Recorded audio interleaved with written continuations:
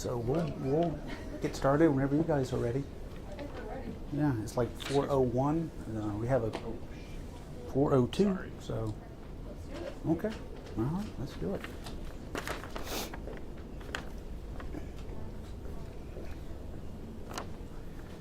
Well, hello everyone, and welcome to our third and final event in the Little Kanawha Reading Series. But not to worry, we'll be back in the spring. We already have a fantastic lineup for the spring, so stay tuned for that. A couple of public service announcements. If you're a student and you're here for that sweet extra credit, I do have a sign-in sheet for you over there on the table. We also have more books for sale.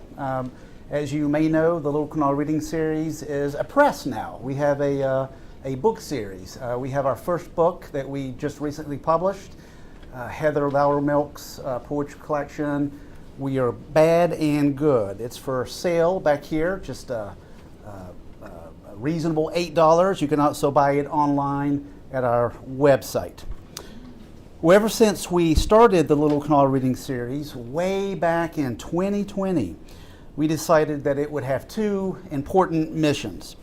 The first is to bring important Appalachian voices to our campus, and the second is to showcase the important Appalachian voices we have here in our own community along the banks of the Little Kanawha. And that's what we're doing this afternoon.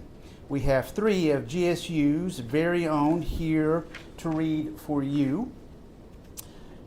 First up is a reader who probably needs no introduction, but I'll introduce him anyway in case you don't know. Bob Hutton is an associate professor of history here at GSU.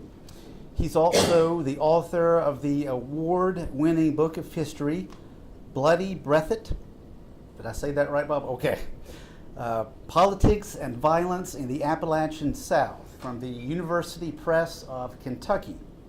He's been published in numerous academic journals, and his writing appears in the anthology Appalachian Reckoning, published by West Virginia University Press, which is a thoughtful and academic response to J.D. Vance's Hillbilly Elegy. Let's please welcome Bob Hutton.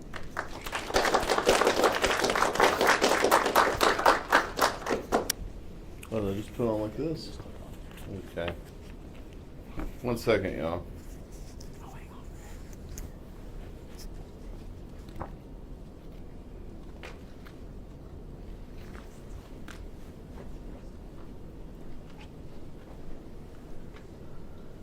Thanks, John. I really appreciate the introduction, and I appreciate the opportunity to read a piece that, it's more like a piece of a piece that I haven't really thought about in quite some time, but I probably should be thinking about this.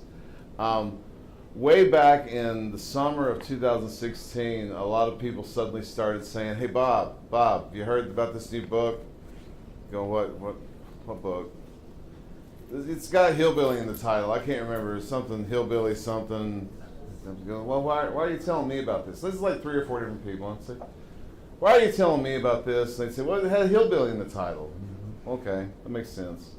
Come about sometime around September, maybe as early as August that year, I finally got a copy of a book called Hillbilly Elegy by a guy who at the time was young and relatively unknown named J.D. Vance. Perhaps some of y'all have heard about him since then, in the 9 years that have passed since then. And before I got a copy of the book myself, I'd read a handful of reviews by people like David Brooks of the New York Times, or oh man, I'm trying to remember who reviewed it for National Review. There've been a lot of really glowing reviews from both Democrats and Republicans, conservatives, liberals. It was a very widely read and apparently very popular book at the time. So I was really anxious to see what all the hubbub was about. And so when I read it, I found it somewhat troubling on one at best and somewhat insulting at worst.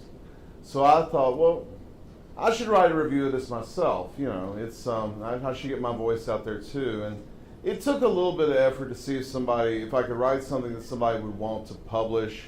And finally, a publication called Jacobin said that they would be interested in running it on their website. So that happened, I think, sometime around the following October. It's, you know, online publishing happens that fast, and that's kind of neat. But it turns out that a lot of people read it because mine was one of the first negative reviews of this book.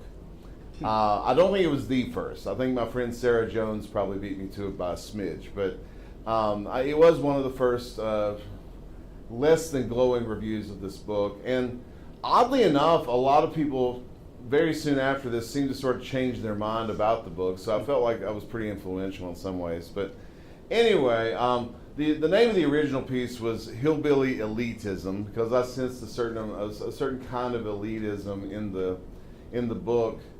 In the way that Vance had portrayed his own family and his family's background in eastern Kentucky and his own experiences in western Ohio, there were certain elements of it that I found were some, I guess one might say, fake populists. But years after that, and I cannot remember how many years after that it was, John, I was asked to contribute it to a piece to this book that was coming out, like you mentioned, via WVU Press, called Appalachian Reckoning, which is chock full of a lot of later responses to the book, but it's also got some essays in there that I think are not directly related to it. I recommend this book, particularly the stuff people wrote other than me. Particularly, there's one essay in here that someone wrote about my favorite Andy Griffith Show character, that being Ernest T. Bass, which is really wonderfully done.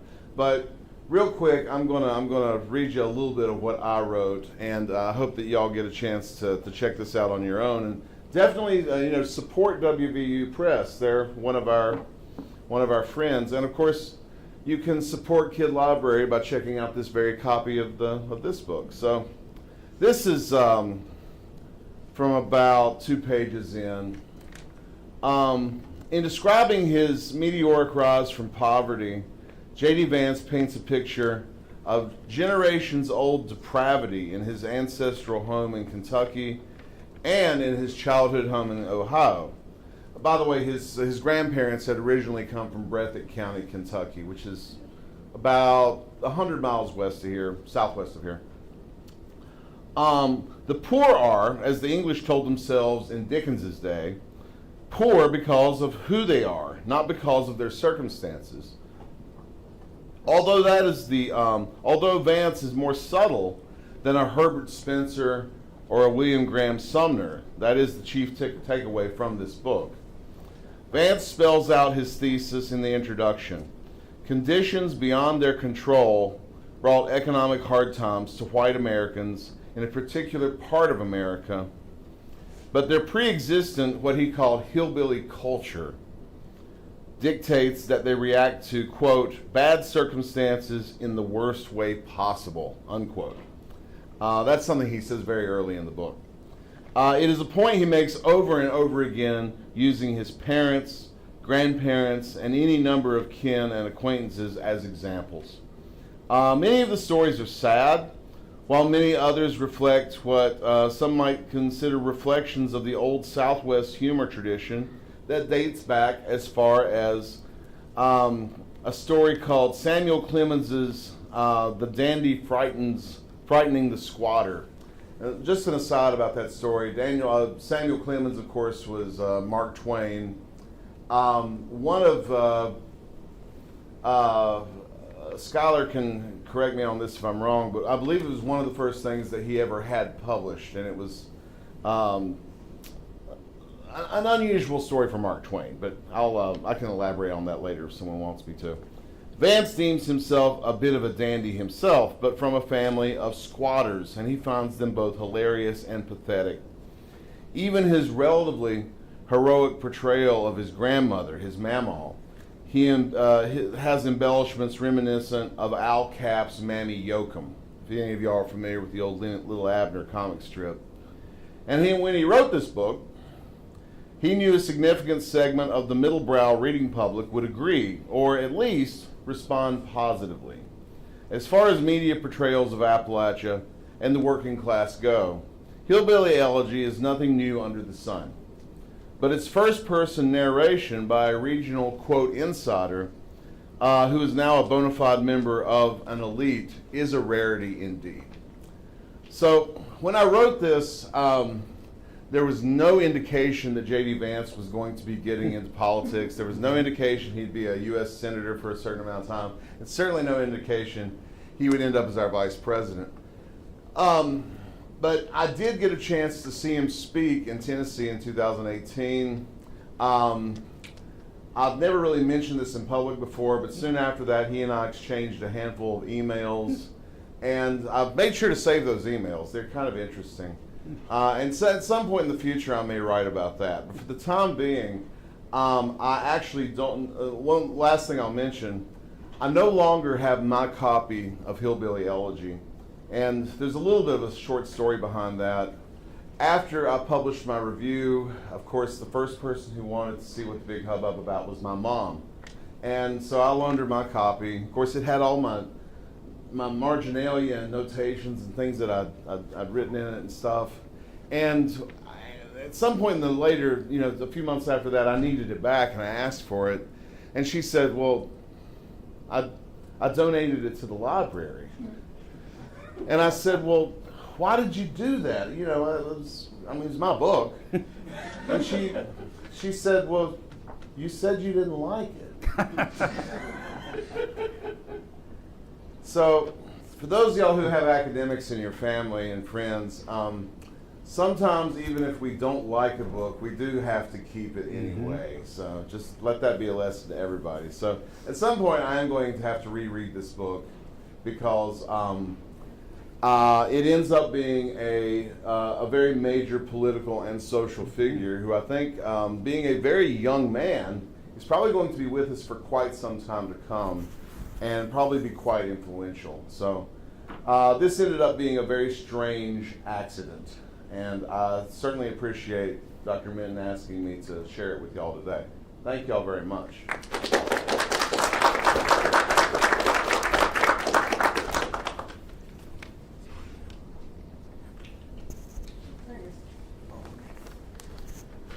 Thank you, Bob. I'm sure that there'll be questions from the audience, including maybe about what's in those emails. I can't be the only one wanting to know about that. But maybe we should wait until all three of you have read and then have a big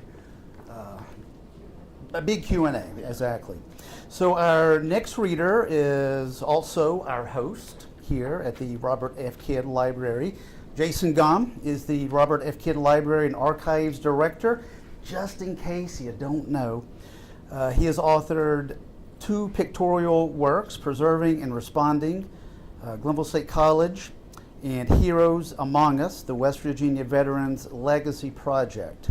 He's also been a guest contributor for West Virginia's history and culture publication, Golden Seal. Please welcome the one and only Jason Gum.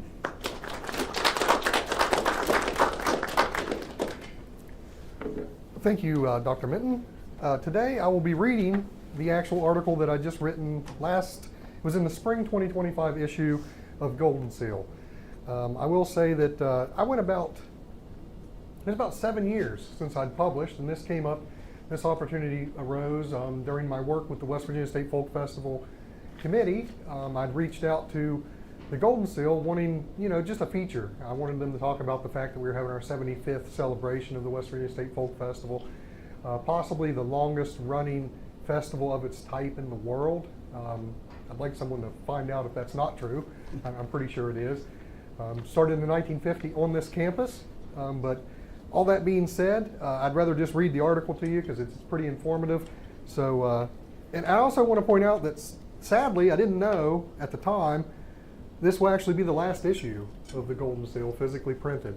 They decided last month that they are no longer going to be printing because of the whole reorganization where they did away with the Division of Arts and Culture, and the tourism facet is taking it over, and they've seen that, as a budget cut on that. They are still going to have it as an online journal, and once a year they're going to publish a bound volume of all the articles that are published in it. But interestingly, the very first issue of Golden Seal at the time was called Hearth and Fair in 1972, I believe, and it featured Gilmer County sisters called the McDonald Sisters and their tapestry work on the cover.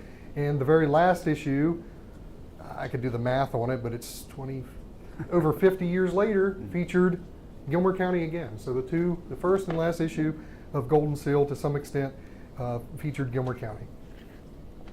And this article is, I stuck with the preserving. That's kind of what I do here, preservation and preserving. My love in work revolves around archival work. You guys probably deal with me in a lot of other capacities, but archives is where I really enjoy getting things done. So this article is called Preservation and Persevering. Volunteers keep the West Virginia State Folk Festival running for 75 years. For years, 3 large boxes of Fern Rollison's materials donated after her death in 1988 sat untouched in the bottom of a locked cabinet at Glenville State College's Robert F. Kidd Library. The institution had done little with the collection beyond ensuring it was never disposed of.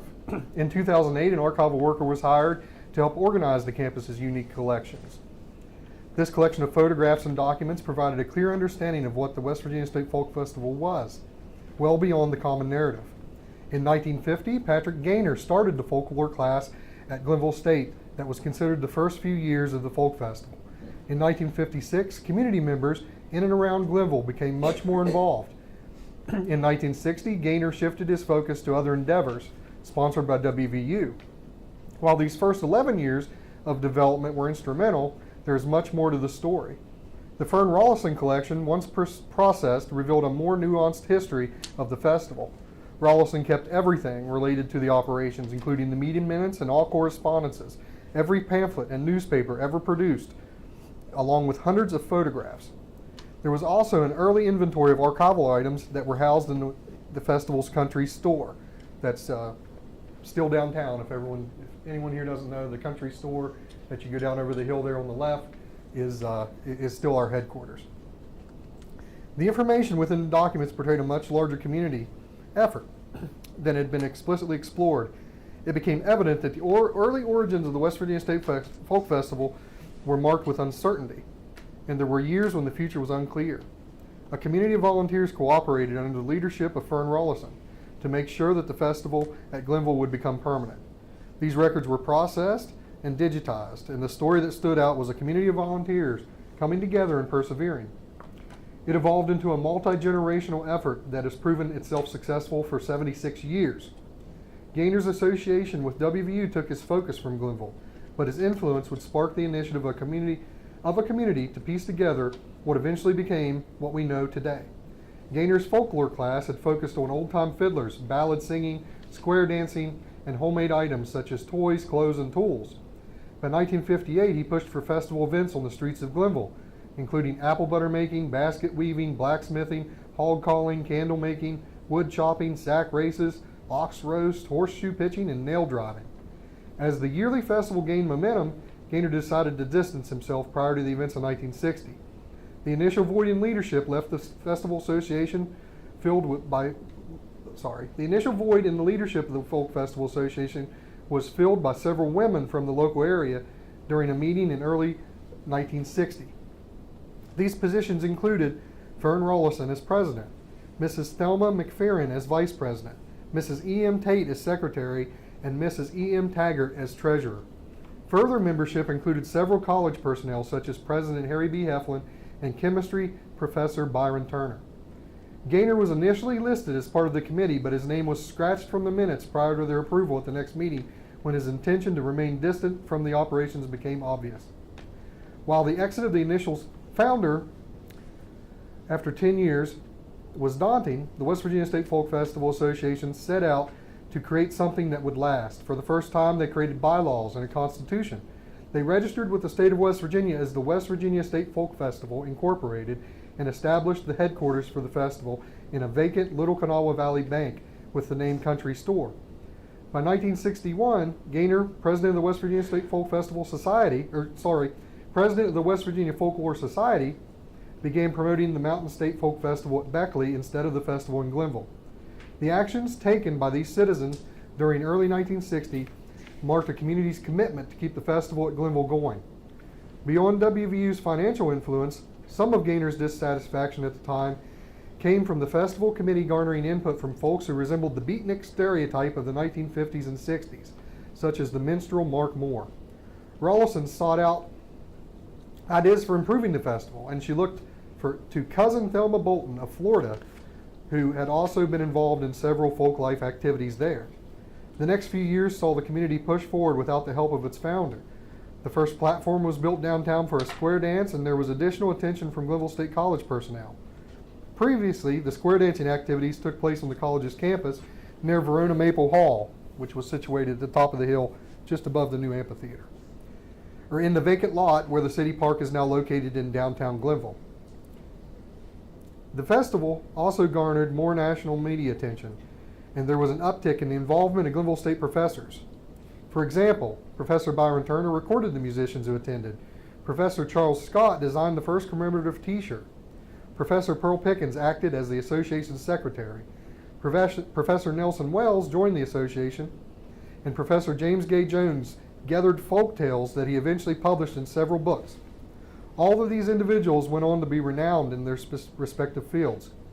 Glenville State was always extremely instrumental in the development and continuation of the festival, and the university remains connected today. Much of the festival's leadership over the past 76 years has included employees of the school. Only one festival was ever canceled due to the COVID-19 pandemic in the summer of 2020. The first 6 festivals were part of folklore courses that were funded by the college. While Gaynor was the instructor of these courses, he previously worked under Kerry Wolfter, the Glenville Normal School's history professor and registrar, and he was a 1914 Glenville Normal graduate also.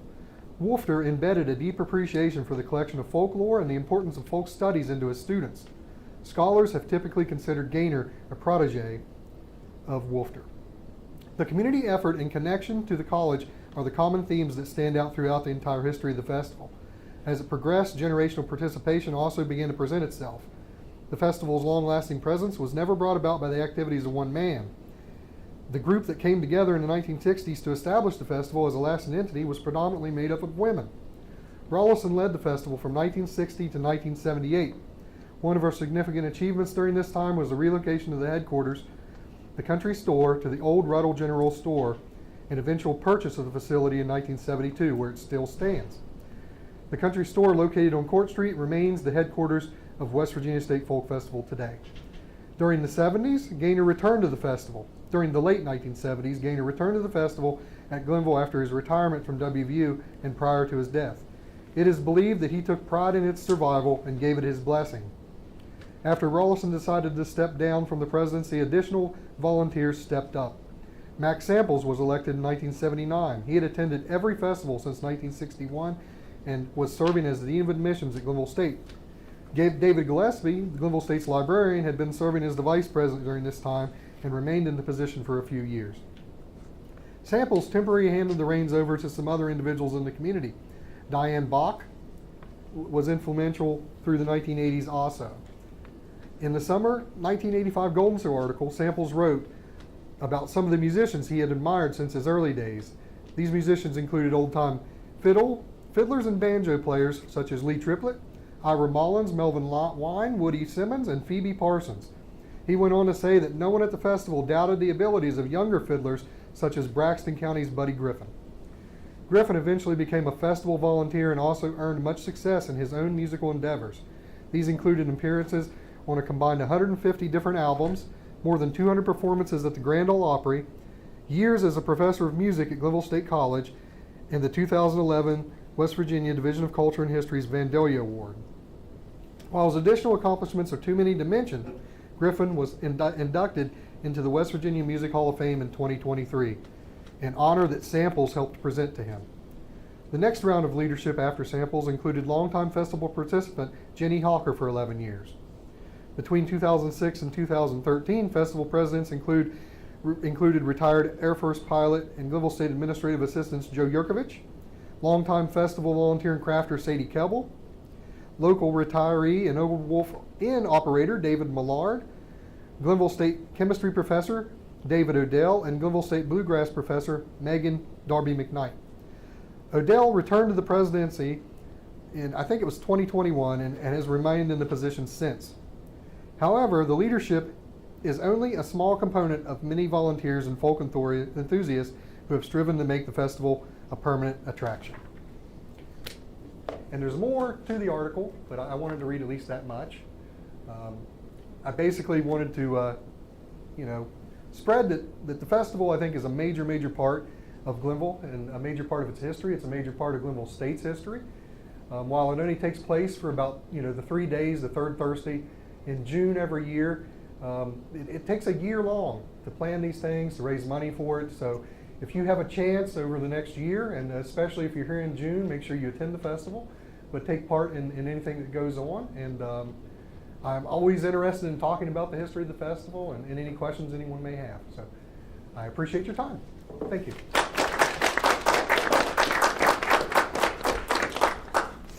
Thank you, Jason. Yeah, there's a lot more to that important cultural institution, so maybe we'll get into some of that during the Q&A.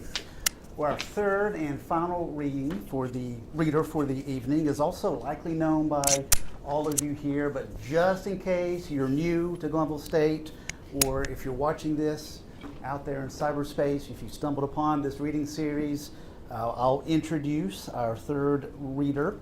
Kaitlin Ensor is an associate professor of psychology and chair of GSU's social science department. But she's here this afternoon as a science fiction writer. And I believe she's going to offer a fiction writing workshop sometime in the future on world building. I can't wait to hear her read her work. Science fiction is one of my favorite genres.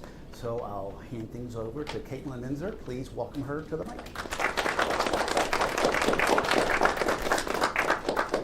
Thank you. So, yes, most of you will know me from my role as psychologist, right? But there is this fiction side that was partially inspired by a couple of semesters in which I taught intro to sociology, and I am not a sociologist, and it ended up spurring some questions for me that ended up in a novel. So in addition to sort of my credentials as a professor, I'm also an alumna of the Loft Literary Center's year-long novel writing project, where I attempted to write this entire novel in a year. Didn't finish it in a year, but got most of it done. And the Futurescapes fall workshops and summer intensive courses, where my work was actually reviewed by acquiring editors at Tor Publishing, who is one of the big publishers in the speculative fiction realm. So I'm going to be talking about my novel, New and Bright Consultants in the Cursed Heart. It's a queer romantic second world adult fantasy centered around a sort of mysterious curse, and explores big questions about love and family that are very close to my heart. So I'm going to just give you a sort of brief synopsis. This is what would go in my query letter, as I'm still currently trying to find an agent. But this is the summary, and then I'll read an excerpt. So Orrin Antonine and his politically powerful family are cursed, so if they love someone, that person will die at the start of the new year. After discovering that he killed his mother when he was a child, Orrin realizes that he doesn't understand what love is, and determined to find a right solution, he seeks out the Moonbright Lighthouse mages who could break the curse for the right price. The Moonbright Lighthouse mages are led by Theron Escalier, who has a gift for nullifying magic that defies all understanding of how magic works. Asexual and single-minded, Theron is frustrated by societal treatment of mages, and he agrees to help Orrin in exchange for a promise. Orrin will institute fairer treatment for mages in his city. But neither Orrin nor Theron are prepared for what they discover as they investigate the curse. Dead ends and mysterious poems all point to a greater conspiracy. And after spending so much time together, there is its own risk. If they don't find a way to break the curse before the start of the next year, their growing connection and Orrin's attraction could test Theron's magical immunity against the strength of Orrin's curse, with disastrous consequences. So now I'm going to read from what is the first or second chapter of my novel. And you will see that although this is a speculative fiction work, the first line is very Glenville coded. So here we go. Hold on, just setting a timer. There we go. So In a lighthouse on a hill overlooking the settlement of Waltham's Flare, Theron Skellier stared at a blank sheet of paper and wished there was magic that could bring letters to write themselves. Theron had declared to his colleagues that he was clearing the afternoon for correspondence. As he was both town leader and worked to cure magical ailments, this type of proclamation frequently invited chaos, like the unexpected client who would arrive or a major accident that would need his attention in town. So on the early afternoon set aside for letter writing, Theron had reasonably expected similar disruptions. No knocks had come. As evening approached, he had accomplished everything except responding to one final letter from his mother, asking him to come home for a visit. She had included an offer to invite eligible marriage partners if he came to visit. This was not a new letter, nor was it a new offer, and the letter had been sitting open on his desk for over a week. He still didn't know what he was going to say, since any response would disappoint his mother. He mentally tried to compose a letter in his head. Dear Mother, thank you for your concern. As ever, I remain uninterested in any romantic or sexual partners and thus decline your offer to find me a partner again. He shook his head, rejecting the letter that would turn his mother's request into a visit for a demand. After a stretch of time that might have been a few minutes or a few hours, Theron heard footfalls in the hall outside his office. He thought the person might be wearing boots, which meant it was likely Kestermere. He didn't want his colleague to see into his office. It was normally a disaster, but he had put off letter writing by cleaning his office. If Kestermere saw it, it'd invite mocking comments that he did not want to deal with. Theron stood up from his desk with the intention of exiting the room before Kestermere would arrive. But by the time he had his hand upon the latch, there was a knock from the other side. He opened the door, and Kestermere stood there, hand hovering to knock again. All the stars about Theron. Were you on your way out? No, Theron replied, tapping a finger against the frame of the door. He took in Kestermere's clothing and realized that his friends had not only worn his boots indoors, but hadn't taken it off his cloak either. While they would later bemoan the dirt, it suggested some urgency. I just heard you coming. Is something the matter? Always. But it isn't an emergency, Kestermere said, then added, well, it probably isn't. He ducked down to make a brazen attempt to peer into Theron's room. Did you clean? I can see your floor. Theron attempted to block Kestermere's view, but his friend was short and easily slipped under Theron's armpit to view the remarkably clean room. With an exasperated sigh, Theron wrapped his arm around Kestermere's head. Kestermere squawked and tried to free himself, but Theron forcibly stepped into the hall, pushing Kestermere back as well. With a valiant effort, Kestermere tried to reach the door handle and push past Theron's hold. Seriously, what is happening? Kestermere asked with a laugh. I think he even saw the surface of your desk. Was there a burglary? While I was in the room, Theron asked. He nudged Kestermere's face with his hand, then pushed harder. Kestermere pulled back completely, but he was grinning. It makes more sense than you cleaning your room, Kestermere yelled, laughing as he tried to push past Theron again to reach the door. Theron blocked him and closed the door, but Kestermere had his revenge, blowing out a breath against Theron's ear, resulting in Theron nearly jumping out of his skin. Theron rubbed at his ear out rapidly, shooting Kestermere a dirty look, even as a twist of a smile pulled at his lips. Focus, Kestermere. I am focused, Kestermere protested, but his grin was wide as he took a few steps backwards down the hall. On the non-emergency, please, Theron requested. Fine, but you will be explaining the cleaning thing later, Kestermere said, and Theron nodded. There's an issue at the dock. Boats came in midday, a passenger got off, but never made it back to the village. He got uproariously drunk with some of the boat crew and off-duty dock workers and passed out. Mercader has lost his mind and somehow think it's the start of a raid or an invasion, and since no one knows where he came from or who he is or why he's here. Theron considered Kestermere's explanation as he sat down to exchange soft slippers for boots capable of traversing deep, sucking mud. It seemed unlikely that any enemy would commence an attack on a hamlet with one drunken man, but Mercader was the supposed expert on defending Waltham's Flare. What did the crew say about the man, Theron asked, pulling a shawl down from the wall. He wrapped it quickly around himself, and Kestermere adjusted it, likely knowing that Theron wouldn't bother otherwise. Kestermere made a broad gesture down to the river when they stepped outside. Their captain was furious that they drank heavily what was supposed to be a quick stop for supplies and to drop off our guests. They've already left. All right, Theron swore as he squinted down at the river. Let's go down there before Mercader burns him alive for treason or piracy as a precaution. All right. Thank you. So, that is one section, and I'm going to read a little bit later from after when they sort of woke him up. They wake up the drunk man, and this is now from Orrin's perspective. Orrin awoke, panicked, in pain, and desperately afraid that he was drowning. For a terrifying moment, he had thought he had fallen overboard the boat, and he would drown since he didn't know how to swim. He started to thrash to get his head above water, but he found he wasn't in the river, only wet. Before he could comprehend his situation further, a firm hand grasped his chin, and the contents of a small bottle of the worst smelling thing that he had ever tasted was poured down his throat. He was almost immediately ill and could focus nothing on more than spilling his guts into the river. Being sick after overindulging in heavy drink wasn't a new experience, but he hadn't realized the current contents of his stomach had held such volume. When the worst of it passed, he tried to sit back, but he felt dizzy and felt himself sway threateningly towards the river. Before he felt in, he felt hands pulling him back. Then another bottle was put past his lips. He didn't want to swallow, dreading similar consequences, but the hands held his mouth shut. Some liquid spilled out of the corner of his mouth and onto the hands and his shirt, but most of it went down his throat. Thankfully, this bottle was tasteless and didn't make him ill. He still felt lightheaded, but the firm hands on his shoulders kept him steady. He was aware of voices, but he couldn't concentrate on the words. He became increasingly aware of a headache and felt too hot for early spring. He made a half-hearted attempt to undo the button of his shirt, but gave up when he couldn't find any buttonholes. Did his shirt have buttons? He closed his eyes, thinking sleep might help, only to find himself pulled upright and doused with more frigid water. At least he knew he wasn't drowning this time. No, Orrin started, but he only got the first sound out before the liquid was poured into his mouth again. It was bitter, but his stomach remained calm. His pain felt less urgent, but he could open his eyes. Noting the setting sun, he turned his head and saw two men standing in front of him, the shorter one holding a bucket like he wanted to pour the contents over Orrin's head again. Sluggishly, Orrin realized that there was a third person present, as there were hands on his shoulders. Please, he said, his voice raspy. He swallowed before he continued. No more buckets. Orrin watched the man lower the bucket, and he drew up his hands to rub his face. His head was still pounded in time with his heartbeat. He wanted to find somewhere dry and warm to sleep.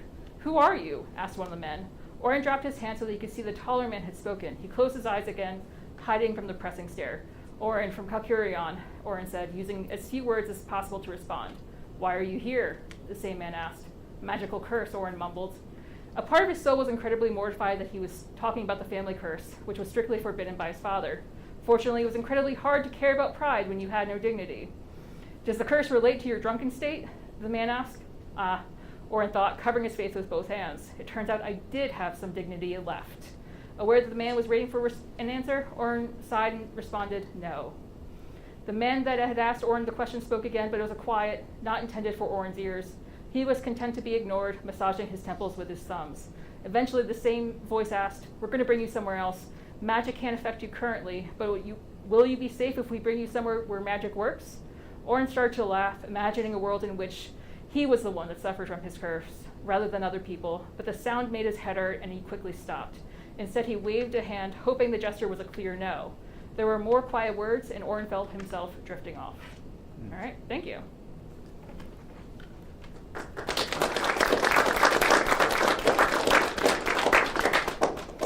Thank you, Kaitlin, and thank you all for being here. You're a great audience. And so let's go ahead and open things up for questions that you might have for one of our three in our power trio of faculty readers. And I'll do my best to be Donahue and bring the mic to you. Yes, Rodney. Thank you, everybody. I had a question for Bob about J.D. Vance. I was struck by a lot of the historical sort of analogies that you made in your reading, talking about Samuel Clemens, the Old Southwest humor tradition and stuff like that, and I'm curious if there's any, as a history professor, earlier figures from American history that potentially remind you of J.D. Vance. No, off the top of my head, I mean, in a weird, if I were to just sort of let my head go swimming, the way that people have sometimes compared Trump to Andrew Jackson makes me think maybe he's a Van Buren type figure. Scholar's over here shaking his head. The only reason I say that is because Van Buren was the first vice president or president to have his entire career had just been dedicated to politics. And in some weird kind of ways, even though Vance was in business for a certain amount of time, he seems to have gotten into politics by relatively unusual means, and so that sort of came to mind. But He came from a technocratic background, and for most of American history, technocrats have not lowered themselves to get into politics. I mean, you're missing out on a lot of money, for one thing, by jumping in that way. So I think he's a very 21st century figure. And so I found it really fascinating that he would take such an interest in Appalachia as a point of, as a vehicle in his introduction to the world. Thank you. Any other questions? Well, I have a question for Kaitlin. Now, I described you, Kaitlin, as a science fiction writer, and you use the term speculative fiction. Is that an important distinction?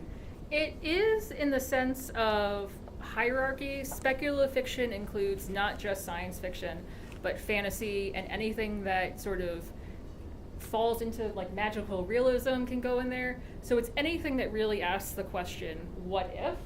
So rather than sort of say specifically science fiction, specifically fantasy, I prefer the term speculative because it allows a little bit more room to play with. Thank you. Yeah. Other questions for our readers? I'll ask one, Jason. Yeah. Nope.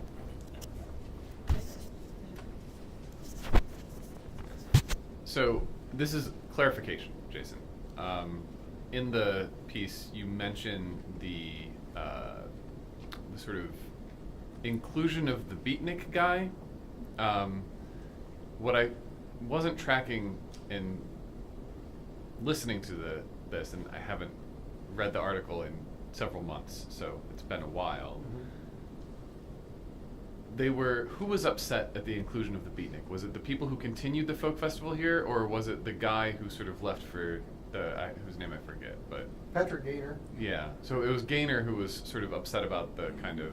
Yeah, Gaynor was extremely upset about Well, that. the reason that I ask is because I know that sort of as you move forward in time with the folk festival, there is, I mean, and I know this from reading the old Mercuries, like there's a lot of tension between the sort of, or not a lot of tension, but there's at least tension between the folk festival organizers and the local community and these kind of interlopers that they see, countercultural figures, right? I mean, later, I mean, hippies, not beatniks, but is that, I mean, I'm curious why, right? Like, I'm curious why they would sort of like have included a beatnik early on, or sort of a beatnik type, and then later on been a little more wary of people who are essentially sort of occupying the same sort of social position in relation to the sort of culture. There's definitely correlations.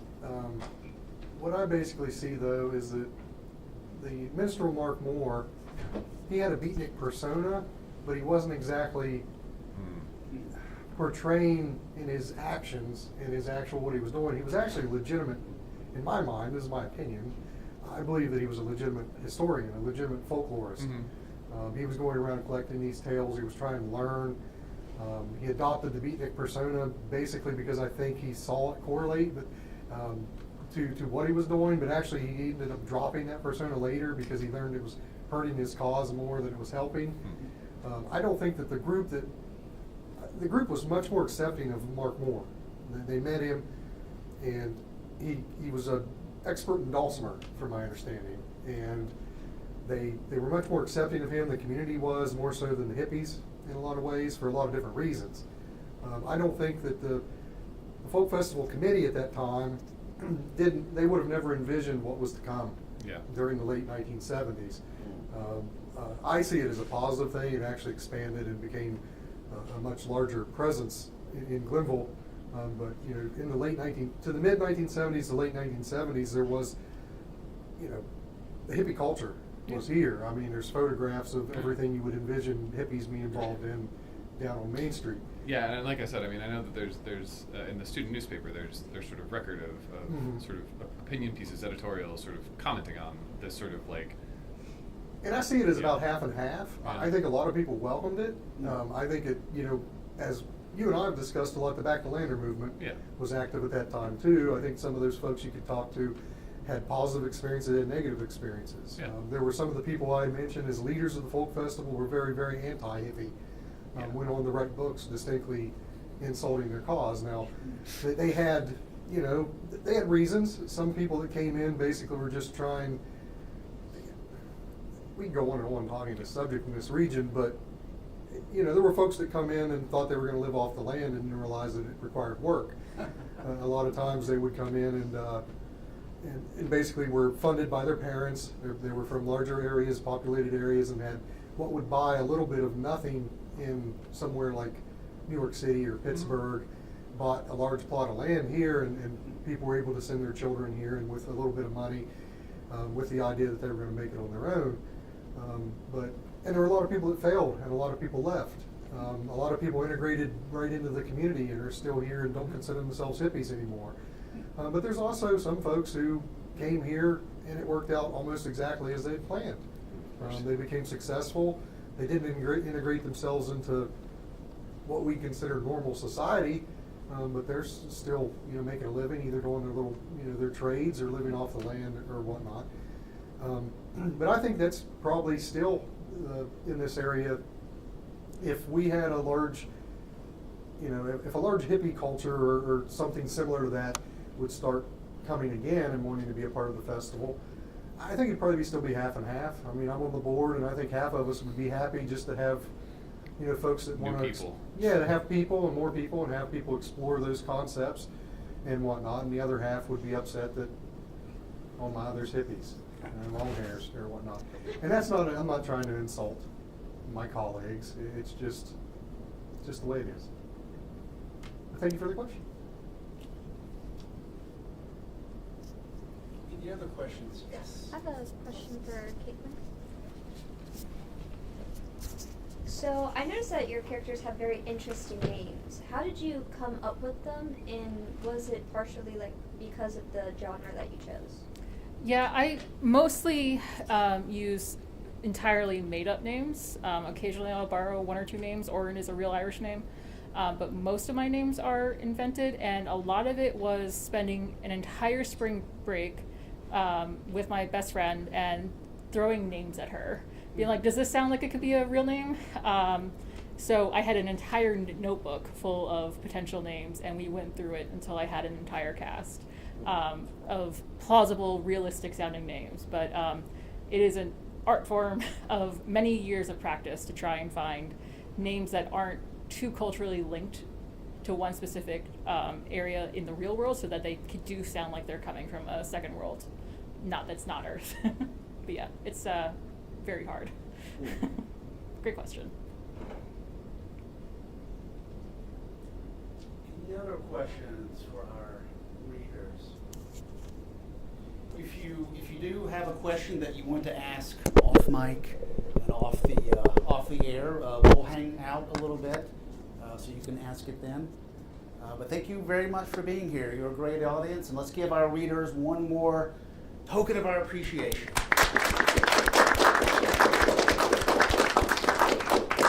Thank you all, and we'll see you here in the spring for the spring Little Kanawha Reading Series.